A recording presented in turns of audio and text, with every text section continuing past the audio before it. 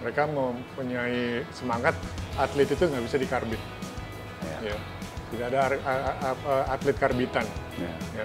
Dapatkan 11 medali emas di PON. Di PON. Dari 12 event yang saya ikut, saya dapat 11 medali emas. Ya. Dan 1 medali perak, hanya kalah 1 kali, gitu ya. Ya.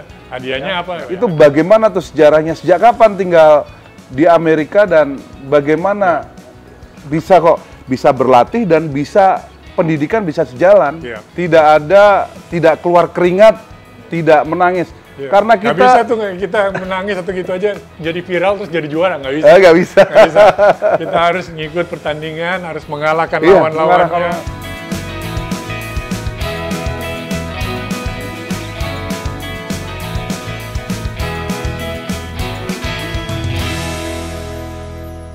Halo, selamat siang, salam olahraga, salam Spartan.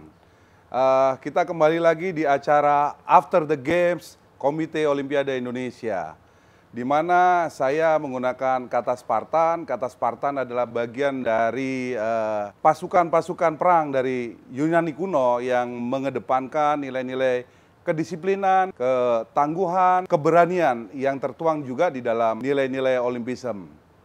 Dan di sini saya ditemanin oleh senior saya juga, yang sudah 3 kali ikut Olimpiade. Jangan dilihat medalinya, ikut Olimpiade saja sudah susah.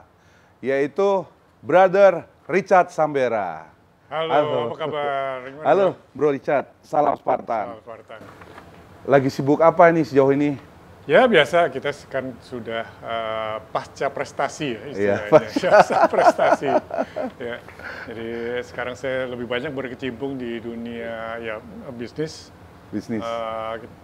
Banyak lebih menyangkut kepada dunia pemasaran, marketing, brand building, ya, dan lebih banyak bersangkutan dengan UMKM sekarang. UMKM? Ya.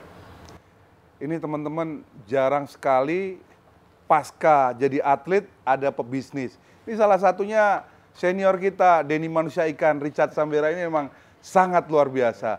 Begitu sudah pensiun menjadi atlet, dia langsung arahnya ke bisnis. Dulu saya sempat melihat Mas Richard ini di salah satu televisi swasta menjadi penyiar juga ya. Betul. Ya memang awalnya setelah pasca prestasi, selesai jadi atlet, sempat ke bidang media dulu ya. Iya.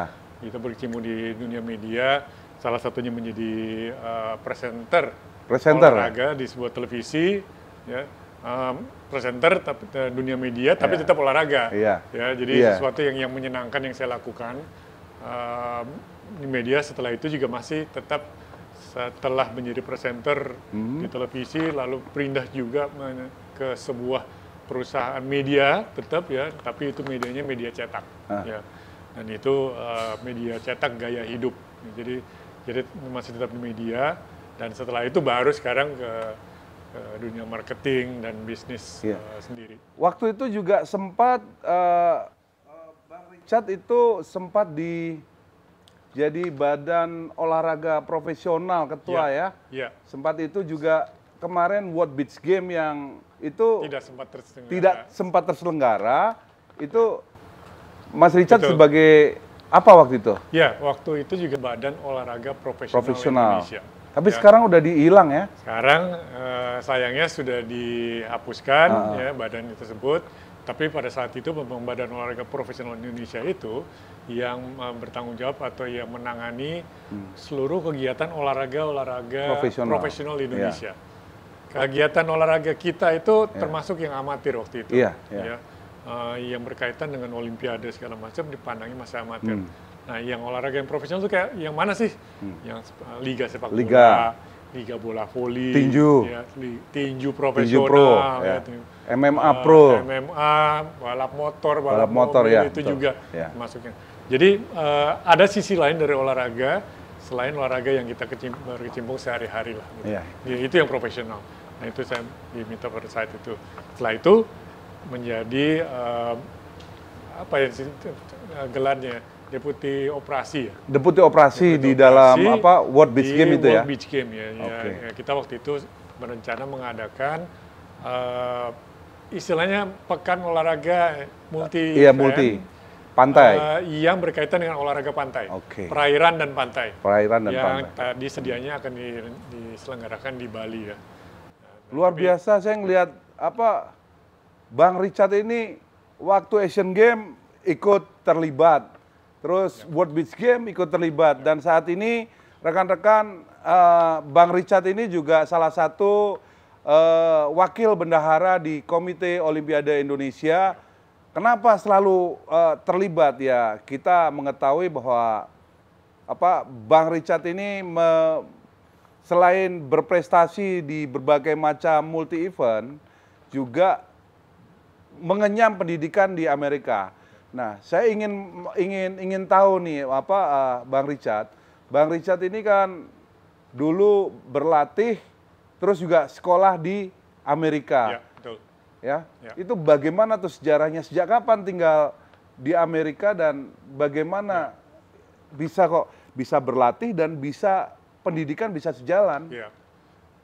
Untungnya waktu itu di cabang olahraga renang ini ya kita mempunyai program berlatih lalu berlatihnya di luar negeri juga. Pada saat itu renang memilih atau berkiblat kepada Amerika, negara Amerika Serikat. Nah, tapi dipandang juga bahwa mengapa tidak hanya berlatih, tapi juga atletnya meneruskan pendidikan juga di sana sekaligus. Makanya latihannya itu bisa menjadi jangka panjang di sana. Ya. Nah, itulah program itu yang saya jalankan dengan PRSI. Lalu di sana akhirnya karena program olahraga dan pendidikan sudah berjalan bersama dengan mulus, ya, akhirnya saya juga bisa melakukan dua hal tersebut dengan bersamaan. Sekolah iya, kuliah iya, lalu berlatihnya di level dunia. Ya, karena rekan-rekan latihan saya itu ya pernah Amerika Serikat, juga pernah dari negara lain. Kalau nggak latihan sama para juara dunia mungkin nggak bisa masuk ke Olimpiade juga kali ya. Betul, ya. Jadi memang level kompetisi di latihan pun sangat tinggi ya. Jadi kan saya rasa juga Mas Bayu juga bisa mengerti bahwa kalau di judo itu kalau level sparring partnernya juga rendah ya, dia tidak mempunyai susah gitu. Tapi kalau ditinggikan itu jadi menambah teknik kita juga. Jadi itu yang terjadi di renang itu kita menjalankan program tersebut sehingga kedua aspek ini berjalan. Kuliahnya juga berjalan sampai selesai, lalu juga prestasinya tetap juga berjalan. Baik, Bang Richard ini sangat menarik menurut saya. Masyarakat olahraga Indonesia di tahun 85 sampai 90 sampai 2000 ini kan taunya Bang Richard, si Denny Manusia Ikan yang selalu ikut. Kalau di media, tabloid media waktu itu kan masih terbit 2 minggu 1 kali gitu ya, bola ada go gitu. Itu kalau enggak, ini fotonya Denny Manusia Ikan, sebutnya adalah Richard Sambera. Nah, Bang Richard ini kok bisa jadi atlet dan masuk dari sejak kapan? Jadi atlet, terus masuk timnasnya kapan? Juara di nasionalnya seperti apa? Kapan ikut SEA Games dan ikut Asian Games? Kita kesampingkan dulu masalah Olimpiade, nanti kita bahas yang partnya Olimpiade sendiri. Ya memang menarik ya, kalau kita lihat awalnya bagaimana. Karena awalnya saya dulu juga dari keluarga biasa, kami berempat bersaudara ya, yang sangat menyukai rekreasi dan kalau akhir pekan ya kita berenang. Ya, jadi saya berempat dengan saudara-saudara, kakak dan adik. Karena diajak akhir pekan berenang, jadi hobi berenang gitu. Iya, dia akhir pekan diajak orang tua berenang, entah itu ke kolam renang, entah itu ke Ancol waktu itu masih di Ancol saja, kita berenang di pinggir pantai. Mungkin dari situ orang tua melihat ya, oh ini anak-anaknya juga senang berenang. Akhirnya orang tua memasukkan kami ke dalam klub renang. Ya, mulai dari sana dan dari situ ya sudah mulai itu latihan yang teratur, yang terstruktur.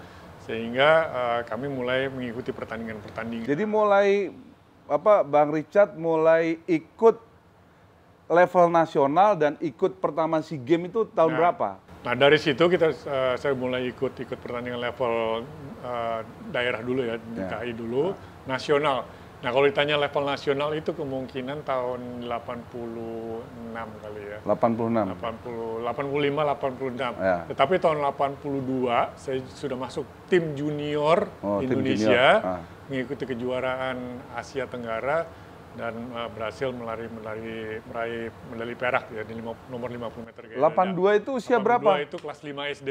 Oh, kelas 5 SD kelas 5 udah SD mewakili Indonesia junior itu. Ya, tim junior, ya, itu kita aplaus dulu semuanya.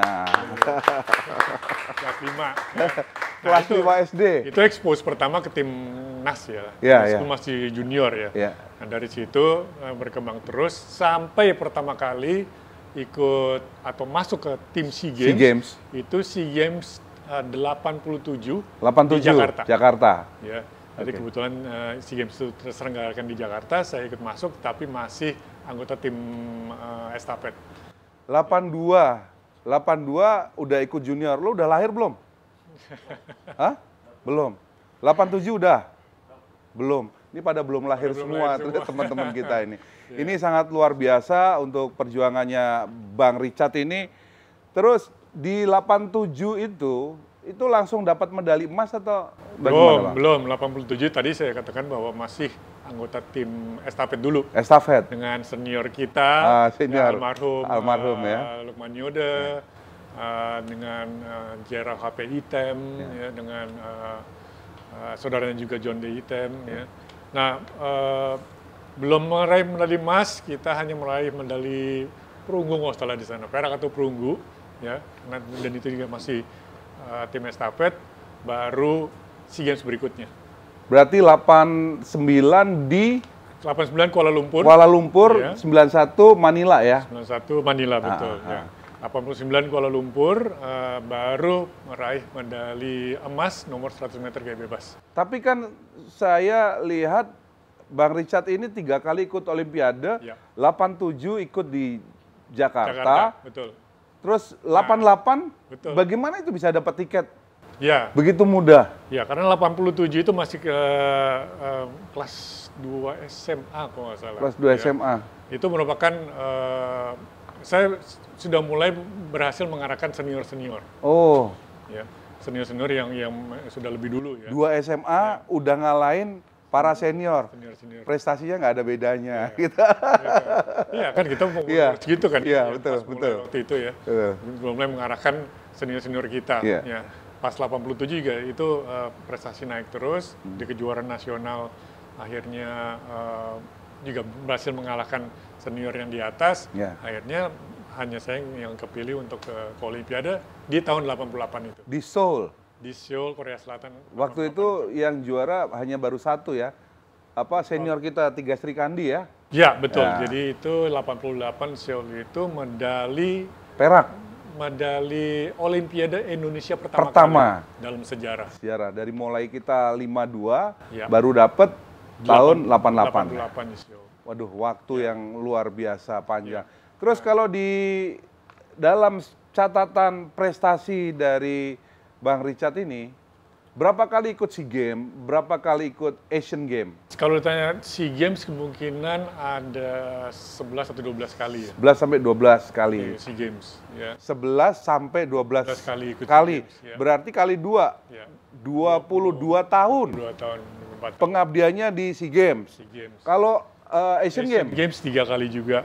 Asian Games itu saya sempat bareng juga di Hiroshima. Kita di Hiroshima. 90 di Beijing. 90 Beijing. Ya, betul. Nah, itu 90 Beijing saya dapat medali perunggu. Perunggu, ya. 94 Hiroshima. Hiroshima. Ya, Hiroshima. 98 Doha, Qatar. Doha saya nggak ikut. Bangkok atau Qatar? Bangkok dulu. Ya, Bangkok, ya. Lalu Busan saya ikut lagi. Busan ikut lagi. Ya. Ini saya kalau sama senior saya yang satu ini memang saya harus hormat dan angkat topi karena prestasinya. Jadi berkarir di timnas itu udah berapa tahun berarti?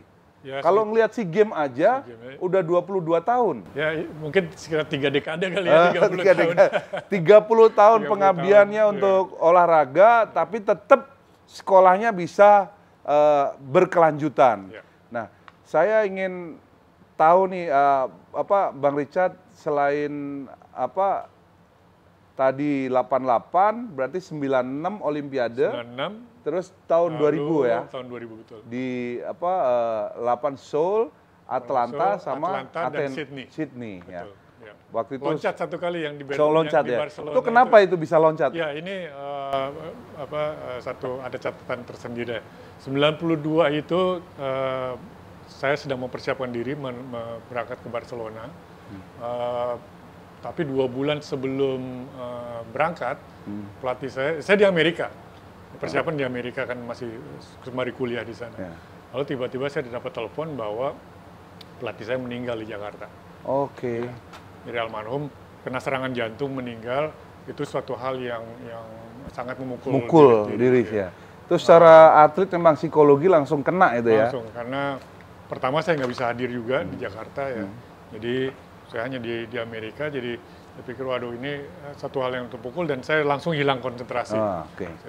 Jadi akhirnya saya memutuskan, sudahlah saya mungkin karena hilang konsentrasi, tidak bisa latihan dengan fokus, saya lebih baik mengundurkan diri, memberikan yang lain, slot saya mungkin ada yang lain yang bisa berangkat. Gitu. Jadi itulah mengapa saya tidak 88 ikut, 92 nggak ikut. Padahal sebetulnya saya udah mau berangkat baru berikutnya. Jadi ada sesuatu yang ya inilah kalau namanya atlet terkena sentuhan psikologi di akhir itu pasti akan prestasi tidak akan maksimal. Jadi kalau ada benturan sifatnya pemikiran yang dalam dan berpengaruh pada psikologi, pasti prestasi tidak bisa optimal. Nah, dari tadi kita berbicara masalah track record prestasi dari Bang Richard. Nah, saya mau tahu nih Bang Richard, apakah di dalam melakukan kesuksesan itu ada halangan nggak? Oh, banyak sekali. Ya, banyak sekali. Halangan itu dikarenakan oleh sebuah organisasi atau oleh person atau lingkungan atau bagaimana? Macam-macam ya, macam-macam. Biar masyarakat ini kita ingin mengedukasi pada penonton yang mempunyai anak ingin terjun di olahraga prestasi untuk tidak membawa sebuah ketakutan bahwa olahraga itu aman. Memang harus ada antisipasi hal-hal yang seperti apa yang mungkin bisa berbagi pandangan, Pak Richard. Ya, kalau pertanyaan seperti itu, mungkin saya bisa merespon bahwa saat ini lebih, istilahnya tadi kalau ditanya aman, saat ini jauh lebih aman, ya Mas Bayu. Dibanding zaman kita dulu, zaman kita dulu ya. Sekarang sudah lebih banyak kepastian, ya. Path-nya atau jalur pengembangannya itu sudah lebih terlihat sekarang. Karena banyaknya keterlibatan dari pihak-pihak swasta, organisasi, pemerintah apalagi sekarang. Ya, meskipun belum begitu maksimal. Meskipun belum maksimal, tapi sudah jauh dari kita. Bayangkan kalau kita dulu masih juara mungkin kaya gitu. Sudah kaya raya sekarang ya. Makanya saya pernah mendapatkan 11 medali emas di PON. Di PON. Dari 12 event yang saya ikut, saya dapat 11 medali emas. Dan 1 medali perak, hanya kalah 1 kali gitu ya. Hadiahnya apa? Ya hadiahnya hanya 1 televisi. Ya, televisi kecil gitu. Ya. Sekarang kan kalau di PON itu sudah ratusan juta ya dari daerah masing-masing. Ya. Nah, tapi sekarang ini makanya kalau kita berbicara benar, amankah sekarang anak-anak sekarang sudah jauh lebih aman? Jauh lebih aman. Nah, yang kita pengen tahu kesulitan apa waktu Mas Richard itu menjadi atlet di nasional waktu itu? Kesulitannya apa salah satu? Waktu itu dalam negeri adalah kesulitan membagi waktu antara sekolah dengan latihan. Waktu itu, apalagi waktu kelas 1 SMA kan kita sekolahnya sekolah siang itu namanya. Atau sekarang masih ada nggak tuh sistem sekolah siang tuh? Ya. Jadi kelas 1 SMA itu sekolah siang. Jadi latihan pagi, lalu bisa istirahat karena kita masuk jam 12 siang kan. Jam 12 siang, lalu sampai kalau nggak salah jam 5 baru selesai. Nah biasanya kan latihan itu jam 4 kan ya. Kalau latihan di sore, tapi kita selesai jam 5. Pagi itu jam berapa latihan? Oh pagi itu jam 4 pagi Pak. Jam 4 pagi. Aduh. Jam 4 pagi sudah di air ya. Jam 4 pagi udah di air? Sudah di air. Loh semua tuh jam 4 pagi masih dekat sama selimut tuh. Jam 4 pagi berarti jam 3 bangun. Gitu. Jadi layak nggak seorang Bang Richard menjadi Olimpian, bangun jam 4 pagi selama 30 tahun, lu bayangin aja. Bangunnya jam 3, jam 4 sudah di air, sudah basah gitu ya. Gitu. Jadi kalau kita dulu ya, nggak tahu nih teman-teman yang lain masih ingat ya, kalau saya dulu belum tidur dan sudah mendengar lagu Dunia Dalam Berita, jam 9 itu udah terlalu malam. Gitu. Oh, terlalu malam gitu. Ya. Saya kan banyak mendengar atlet-atlet yang saat ini juga masih belum bisa membedakan mana atlet nasional yang menuntut haknya kepada pemerintah. Ya. Padahal juga dia tidak pernah masuk ke timnas, tapi hanya pergi open, tapi begitu sakit, dia meminta pertanggungjawaban terhadap pemerintah. Nah, lalu ada atlet-atlet yang di daerah, lalu minta tanggung jawab sama pemerintah pusat. Nah, saya pengen tahu pandangannya Bang Richard sejauh ini, melihat hal seperti itu, menurut Bang Richard apa itu yang? Ya, ini satu topik yang perlu keterlibatan berbagai pihak sih ya. Jadi ini kan masalah pengkategorian ya. Atlet nasional itu sebenarnya harus lewat jalur apa sih? Apakah itu multi event, ya, yang memang menjadi tanggung jawab pemerintah, atau menjadi tanggung jawab organisasi olahraga Olimpiade tertinggi, ataukah yang dicabur-cabur itu juga termasuk gitu loh. Maksudnya ini juga perlu diskusi yang lebih mendalam. Butuh pada prinsipnya butuh stakeholder untuk duduk untuk menyelesaikan masalah ini untuk tidak ada keluhan terlalu banyak ya. Iya. Perlu apapun itu ya nanti hasilnya, tapi kita harus duduk bareng. Apakah yang dicabur itu dia pernah misalnya kejuaraan Asia kah? Atau single maupun multi ya? Enggak, single dulu ya, kejuaraan Asia di single. Ataukah pengkategorian dia atlet nasional harus lewat multi event ya. Oke. Nggak tahu, tapi itu mesti duduk bareng Pak. Wah, ini sangat menarik menurut saya. Terus saya ingin bertanya lagi nih sama abang saya Richard ini. Bang Richard sebagai juara di multi event Asia, itu Asian Games, 45 negara itu bukan mau dapat perunggu itu bukan sebuah kerja ringan, ya. Tetapi pandangan Bang Richard menyebarkan nilai-nilai Olimpisme juga secara selama hidup ini bagaimana Bang Richard? Ya, saya sih berprinsip action speaks louder than words. Ya. Jadi apa yang kita lakukan itu membuktikan lebih jauh daripada kalau hanya kita menyebarkan berkata-kata. Jadi saya mencoba untuk menerapkan excellence, friendship dan respect tersebut di dalam kehidupan sehari-hari juga ya. Kalau kita lihat excellence, ya berarti harus mencapai yang terbaik. Apapun kita lakukan ya. Kalau kita lakukan kita harus memberikan yang terbaik. Yang terbaik dan hasilnya kita harapkan hasil terbaik. Ya. Lalu respect sudah pasti kita harus menghormati rekan kerja kita, orang-orang sekeliling kita, ya sehari-hari entah itu di kantor sendiri, ya atau di pergaulan sehari-hari kepada keluarga sudah pasti, dan yang tidak kalah pentingnya respect terhadap diri sendiri. Diri sendiri. Ya. Friendship apalagi ya, friendship itu yang kita dalam melakukan berkarya itu selalu tidak bisa sendirian. Ya. Kita berlatih dulu menjadi juara dulu, champion. Ya menjadi juara, menjadi champion tidak bisa sendiri. Nggak bisa. Ada rekan latihan kita, pendukung lingkungan, ya kan, ada sparring partnernya, ada pelatih, ada program segala macam, dan itu menjadi sebuah friendship tersendiri di dunia olahraga. Kita sudah dari tahun 80-an sampai sekarang kan kita masih berkawan.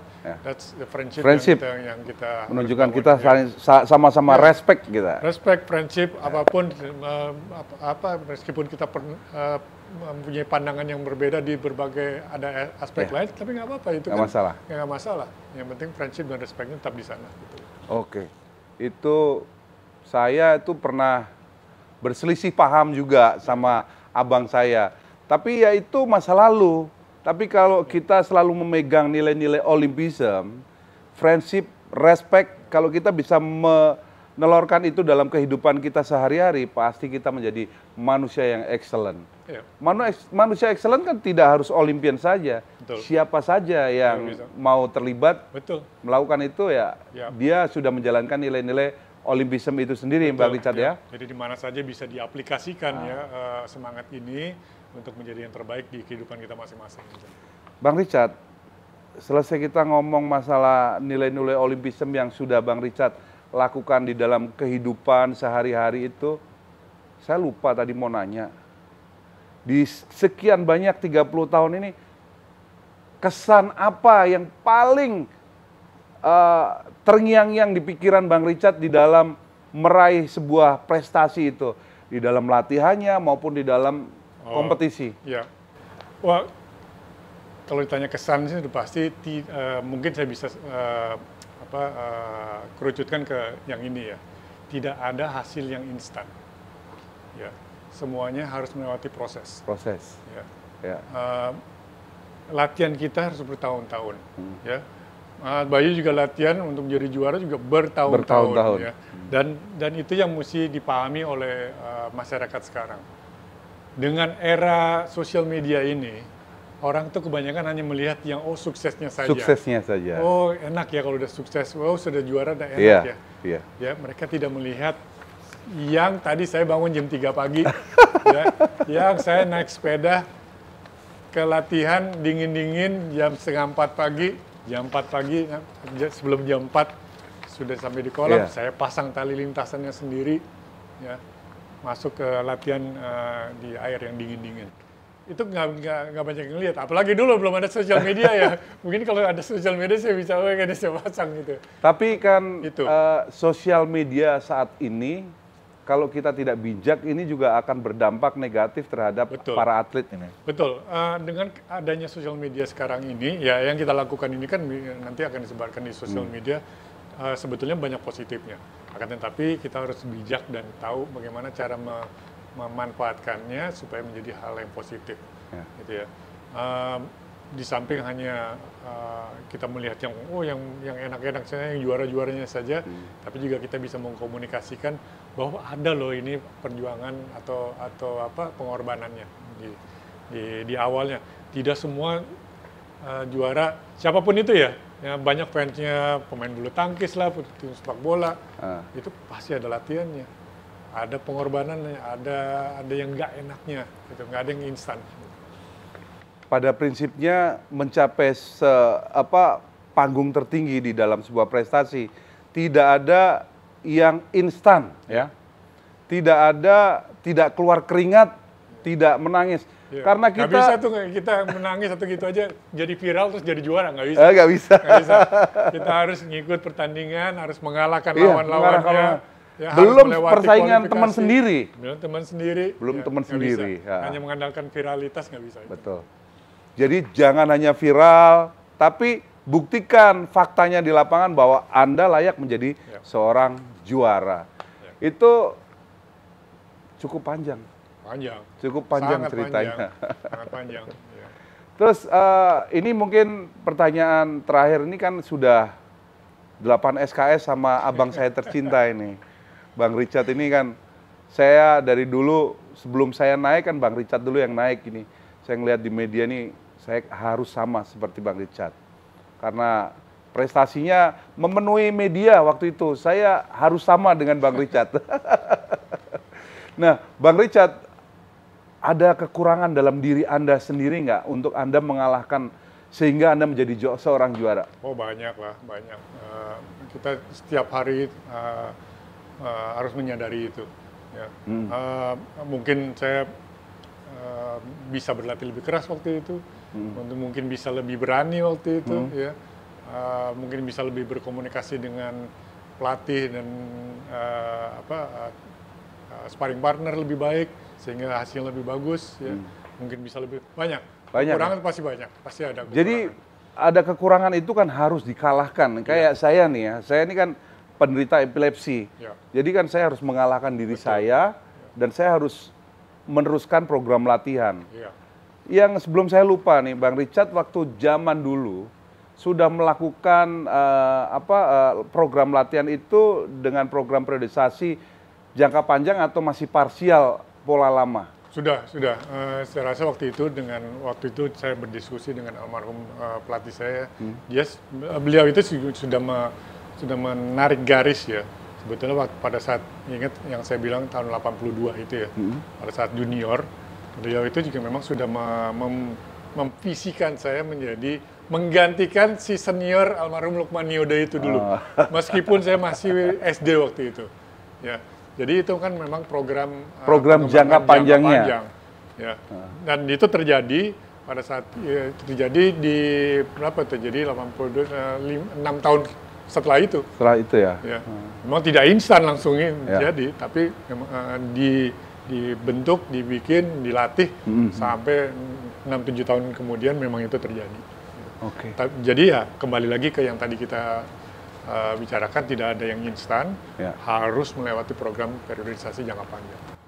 Waktu dulu memang kalau setahu saya belum banyak cabang olahraga yang menggunakan periodisasi. Belum. Mungkin namanya juga belum itu. Belum itu juga, ya. Tapi kan waktu itu pelatih-pelatih itu punya semangat dan ambisi meskipun tidak ada salary ya, tapi menciptakan sebuah prestasi itu adalah tujuan akhirnya ya. Dan saya rasa waktu itu pelatih-pelatih di zaman kita waktu masih baru naik itu ya, mereka mempunyai semangat atlet itu nggak bisa dikarbit. Ya. Tidak ada atlet karbitan. Ya. Apalagi kalau di cabur-cabur yang terukur itu nggak bisa tuh dikarbit karena terlihat catatan waktunya ya, catatan angkatannya segala macam terlihat gitu. Jadi memang harus pengembangannya melalui pola pengembangan jangka panjang gitu. Oke. Jadi tidak ada atlet yang sukses karena dikarbit, nggak ada. Saya juga Bang Richard sudah merasakan prosesnya itu sendiri, tanpa bercucur air mata, keringat dan darah kita tidak mampu di podium tertinggi. Bang Richard, saya ingin menanyakan dari kacamata seorang Bang Richard yang juga pebisnis, juga seorang Olimpian yang luar biasa. Bang Richard melihat perkembangan olahraga Indonesia saat ini. Jangan dikurangin, jangan dilebihkan, berbicara fakta yang ada. Apa ini Bang Richard? Perkembangan olahraga Indonesia sebenarnya saat ini masih bisa lebih maju ya, dalam hal keterlibatan semua pihak. Sudah pasti penghargaan masyarakat terhadap olahraga ini perlu ditingkatkan, sudah pasti. Ya. Penghargaan bukan materi aja ya, bukan hanya materi saja, tapi penghargaan masyarakat terhadap atlet ini perlu ditingkatkan dan disadari bahwa olahraga itu menjadi bagian dari pengembangan sumber daya manusia Indonesia melalui peningkatan karakter. Karena karakter bangsa itu yang menentukan maju tidaknya suatu negara kan. Ya. Jadi apakah negara itu suatu negara masyarakatnya itu fair atau tidak? Pengembangannya kan bisa lewat olahraga. Karena di olahraga itu nggak bisa tuh. Yang tadi kita bicarakan, dikarbitkan. Dalam artian, kalau kamu kalah sebetulnya, tapi dimenangkan. Wah, itu repot. Lalu lagi, nanti kalikan sama penyelenggara pertandingannya supaya dimenangkan. Wah, itu repot. Susah ya? Susah. Dari situ aja sudah bisa terlihat bahwa di negara tersebut tidak berperilaku fair di pertandingan. Nah, olahraga ini harus sebagai atlet itu harus disadari merupakan pilihan karir yang solid juga. Seperti halnya kalau misalnya seorang anak memilih berkarir sebagai dokter. Sebagai pilot, sebagai profesional perbankan dan segala macam. Menjadi atlet juga adalah pilihan yang solid yang harus didukung dan dipandang sebagai pilihan yang luar biasa untuk anak-anak sekarang. Betul, setuju sekali. Terima kasih untuk Bang Richard. Saya tuh sangat terkesan sejak dulu dengan Bang Richard ini. Saya sempat pon bareng. Saya dapatnya maksimal 2 medali emas. Bang Richard ini 11. Keselnya minta ampun saya ini. Karena cuma bisa di 2 event. Iya, ini gitu. Padahal paling banyak kan di judo itu hanya 2 medali. Udah paling banyak. Di kelasnya ya kan? atau di kelas di open kelas ya? sama di open, ya kan? Ya. Kalau kita kan ada 38 Ada 38 nomor. Terus 8 medali emas. Aduh, keselnya minta ampun. Gitu. Ya kan? Nah, saya ini terakhir ini mungkin waktu ya teman. Mungkin saya ingin sedikit memberikan pertanyaan singkat, padat, jelas dan tidak jelas. Oh, jelas dan tidak jelas gimana? Jelas dan tidak jelas, jelas suaranya, tidak jelas apa jawabnya nanti ya. Ini ada pertanyaan nih dari teman-teman kru nih, yang lagi pegang-pegang nih semua nih. Ya. Ayam apa bebek? Ayam lah. Hah? Ayam. Yang benar. Ayam, proteinnya lebih banyak. Kalau bebek lemaknya lebih banyak. Lebih banyak ya. Renang atau judo? Wah, saya nggak usah bela diri, jadi ya renang lah gitu. Meskipun saya selalu ingin mendalami sebuah ilmu bela diri ya. Iya. Dari dulu saya, apapun itu, saya ingin mendalami sebuah ilmu bela diri. Tapi terjunnya di renang. Kalau gua tetaplah bela diri aja. Bela diri. Takut renang di laut. Bang Richard ini udah pakai triathlon lah, pakai berenang laut lah, berenang danau. Jangankan mau berenang ke kolam yang agak dalam aja masih takut ya. Apalagi kena terumbu karang, aduh ngeri itu. Terus keju atau coklat? Coklat. Ya kita semua sih coklat sih ya. Lalu jadi atlet atau jadi pengurus? Jadi atlet lah. Jadi atlet. Kayaknya sih kita semua kepengennya jadi atlet. Kalau jadi atlet apa? Diurusin kita. Kalau jadi pengurus ngurusin gitu ya. Tapi saya suka faktor kenapa jadi atlet pilihannya. Meskipun jadi pengurus sebetulnya juga suatu pengabdian ya. Iya, betul. Jadi atlet memang sampai saat ini karena keterbatasan usia saja masih kita saya yakin juga Mas Bayu sama ya. Kita masih menikmati spirit kompetitif kita ya. Betul. Spirit hidup yang teratur itu loh, ya. Jadi atlet kan hidupnya teratur ya. Iya, sangat teratur. Iya. Jadi makanya tadi saya ceritakan ya, jam 3 harus terbangun. Kalau jam 3 udah bangun berarti tidurnya berapa? Kalau harus 6 paling kurang 6 jam, jam 9 sudah ya. Jam 9 malam sudah tidur. Ya. Jam 9 sudah tidur berarti sudah selesai itu PR harus. Kalau kurang selesai. Atlet itu kan kalau kurang tidur dari 7 jam aja, denyut nadinya sudah tidak optimal. Latihan juga sudah tidak optimal. Berpengaruh ke latihan hari berikutnya. Betul banget. Gitu. Itu. Aduh, sekian lama saya sudah ngobrol sama senior saya yang saya kagumin sejak kecil. Terima kasih Bang Richard sudah mau hadir di After the Games kita yang pertama. Semoga Bang Richard ikut mendukung, ikut mempublikasikan kita. Sangat luar biasa. Ya, selalu. Karena saya yakin juga Mas Bayu juga melakukan ini semua karena kecintaan kita terhadap olahraga. Apalagi kecintaan kita terhadap olahraga Indonesia sudah pasti. Bang Richard, aku nih dikedip-kedipin sama teman-teman. Sarannya untuk NOC apa Bang? Terakhir. Saran untuk NOC ya terus menyuarakan dan melakukan tugas utamanya yaitu membawa spirit olimpianisme ini ke seluruh daerah. Ya, dan menyukseskan peningkatan prestasi olahraga di Indonesia. Apalagi olahraga yang memang sudah ada hubungannya dengan Olimpiade ya. Ya bukan berarti yang lain-lain juga kita tidak urus, tapi utamanya kan tugas utamanya ke Olimpiade. Mengharumkan nama bangsa Indonesia di kancah olahraga tertinggi ya. NOC juga sebagai wadah untuk kita meningkatkan prestasi olahraga Indonesia terus supaya ya hitungannya kan medalinya bertambah lagi di Olimpiade. Amin. Semoga nanti di Paris nambah ya, bertambah lagi. Yang biasa langganan 1, 2, semoga besok dapat 3. Ini karena Panjat juga agresif juga. Iya, ada cabur-cabur baru yang kita berpeluangkan. Iya, amin. Ya, oke. Terima kasih Bang Richard. Terima kasih Mas Bayu. Saya Krisna Bayu mengucapkan banyak terima kasih di dalam acara kami After the Games. Kita jumpa di After the Games berikutnya. Oke? Salam olahraga, salam Spartan.